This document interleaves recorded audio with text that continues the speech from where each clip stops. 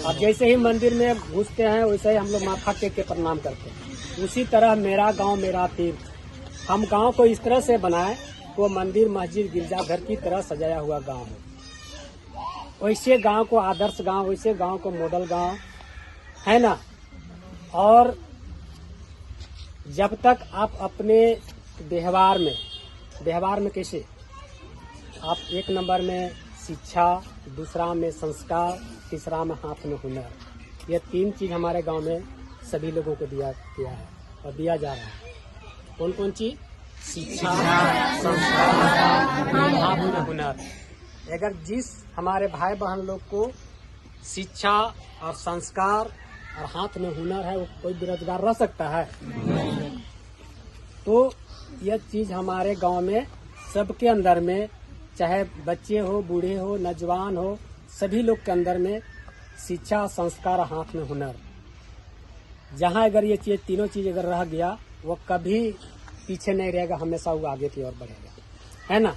तो मेरा कहने का मतलब है कि हम जिस तरह से मंदिर मस्जिद गिरजाघर में हम प्रवेश करते हैं, प्रणाम करके प्रवेश करते हैं, उसी तरह मेरा गांव मेरा तीर्थ हम गांव को इस तरह से बनाए वो मंदिर मस्जिद गिरजाघर की तरह हो। और कोई बाहर से लोग आए आपके गांव में तो वो गांव को प्रणाम करके घुसे कि भाई हम कहीं न कहीं ये तीर्थ स्थान की तरह में हम घुस रहे हैं, मंदिर में घुस रहे हैं, गिरजाघर में घुस रहे हैं, मस्जिद में घुस रहे हैं, गुरुद्वार में घुस रहे हैं, है ना। ऐसे गांव बनाने की आवश्यकता है, तब जाके मेरा राज मेरा देश आगे बढ़ेगा। आने तो हम कहेंगे कि कोई एक काम कर लिए और कहेंगे कि नहीं मेरा गांव मॉडल गांव है, आदर्श गांव है, तो और हमारा संस्कार ही ठीक नहीं रहेगा, मेरा शिक्षा ही ठीक नहीं रहेगा, है ना, मेरा हाथ में हुनर नहीं ठीक रहेगा, हम विकसित हो पाएंगे? नहीं हो पाएंगे। तो बहुत सारा चीज हम लोग यहाँ पर किए हैं और जो भी हम लोग कर रहे हैं वो ग्राम सभा के माध्यम से हो रही है। हम लोग को प्रत्येक बृहस्पतिवार को सुबह 7 से 9 बजे के बीच में ग्राम सभा होती है। हम लोग यहाँ पर लाउड स्पीकर लगा हुआ है, लाउड स्पीकर में कह देते हैं कि भाई सुबह में आप लोग सभी लोग ग्राम सभा में उपस्थित होना। प्रत्येक घर के चाहे महिला हो या पुरुष, बच्चे भी ग्राम सभा में उपस्थित होते हैं। अभी हमारे लोग कहते हैं कि नहीं ग्राम सभा में जो 18 साल के ऊपर है वही उपस्थित हो सकता है, लेकिन नहीं, मेरा गांव का लोगों का चाहे बच्चा हो बूढ़ा हो सभी लोगों का ग्राम सभा में स्वागत है। ग्राम सभा की एक ऐसी मंच है कि सभी लोग वहाँ पर बैठ सकते हैं, अपना बात को रख सकते हैं, अपना आवाज को वहाँ पर उठा सकते हैं, इसलिए कि सभी लोगों का रखने का अधिकार है। अगर मान के चलिए कि हमारे दादा लोगों का कोई परेशानी हो गया तो अपना ग्राम सभा में बात रख सकते हैं, दीदी लोग का कोई परेशानी हो गया तो अपना बात को ग्राम सभा में रख सकते हैं, लेकिन आप सभी को अगर कोई समस्या हो गया तो आप अपना बात को कहाँ रख सकते हैं? ग्राम सभा में रख सकते हैं कि नहीं? रख सकते हैं ना। लेकिन आपका अधिकार ग्राम सभा में तब नहीं होता है जब कोई चुनाव होता है। वहाँ पर मान के चलिए कि आंगनबाड़ी का चुनाव होता है, स्वास्थ्य सहायक चुनाव होता है, टीचर का चुनाव होता है ना। तो इस तरह से जिनका 18 साल से ऊपर होता है उनको फिर वैसे स्थिति में ग्राम सभा में उनको भागीदारी या वो भाग ले सकते हैं। लेकिन ग्राम सभा में सबको बैठने का अधिकार है, बोलने का अधिकार है, अपना योजना लेने का अधिकार है। तो हम लोग यहाँ पर जो ग्राम सभा करते हैं, जिस तरह से क्या बोलते हैं पार्लियामेंट में या राज्यसभा में जो ग्राम सभा होती है, जैसे अभी हमारे मुख्यमंत्री हेमंत सोरेन जी हैं, क्या पूरे झारखंड को एक लोग चला सकते हैं? नहीं चला सकते हैं। उसी तरह ग्राम सभा में भी हमारे 7-8 समिति है, कहिए उसको मंत्रिमंडल है, सफाई मंत्री है, आपका भी प्रधानमंत्री का चुनाव हुआ होगा आपका विद्यालय में, है कि नहीं है? बाल संसद है कि नहीं? है ना। तो उसी तरह ग्राम सभा में भी मंत्रिमंडल का गठन है। हम जैसे प्रधान हो गया और हम ही अकेले पूरा गांव को देख लेंगे क्या? नहीं हो पाएगा। इसलिए हमारे विकास समिति भी है, शिक्षा समिति है, कृषि समिति है, बिजली समिति है, सफाई समिति है, ग्राम रक्षा दल समिति है। तो इस तरह से समिति कहिए या मंत्रिमंडल कहिए। उसी तरह हेमंत सोरेन जी का भी वहाँ शिक्षा समिति है, कृषि समिति है, वन मंत्री है, वो भी अपना मंत्रिमंडल का गठन कर लिया है। आप लोग भी अपना बाल संसद में मंत्रिमंडल का गठन कर लिया। तो इस तरह से गठन करने का मतलब होता है कि भाई सबको जिम्मेदारी दी जाती है। जिम्मेदारी देने के बाद क्या होता है कि सभी लोग अपना अपना काम में इन्वॉल्व रहते हैं, है ना, काम करने में दिक्कत नहीं होती है।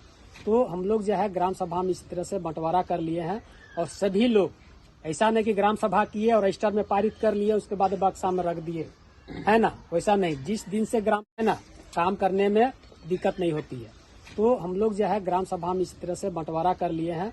और सभी लोग ऐसा नहीं कि ग्राम सभा किए और रजिस्टर में पारित कर लिए उसके बाद बक्सा में रख दिए, है ना, वैसा नहीं। जिस दिन से ग्राम सभा हुआ उसी दिन से हम लोग का काम स्टार्ट। और जिन जिन व्यक्तियों का जैसे एजेंडा होता है, हम लोग सब बहुत एजेंडा वहाँ बात में नहीं रखते हैं, ग्राम सभा में 2 या 3 एजेंडा रखते हैं और सभी से बारी बारी से चर्चा करते हैं, निर्णय होता है और ग्राम सभा के रजिस्टर में पारित होता है और उसी दिन से एकदम धरातल में उतर जाता है।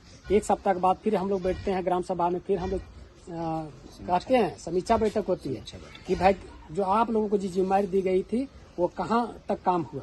तो कुछ लोग बोलते हैं समिति में मेरा काम पूरा हो गया, कुछ लोग बोलते हैं कि मेरा अधूरा हुआ। तो जिनका अधूरा हुआ पुनः उसको चर्चा करके और उसको दूसरा सप्ताह में जिम्मेदारी दी जाती है, फिर दूसरा सप्ताह में उनका जिम्मेदारी पूरा हो जाता है। लेकिन हम लोग जो 5-6 साल के अंतराल में जो काम किए, काम करते वक्त बहुत परेशानी हुई, बहुत दिक्कत हुआ।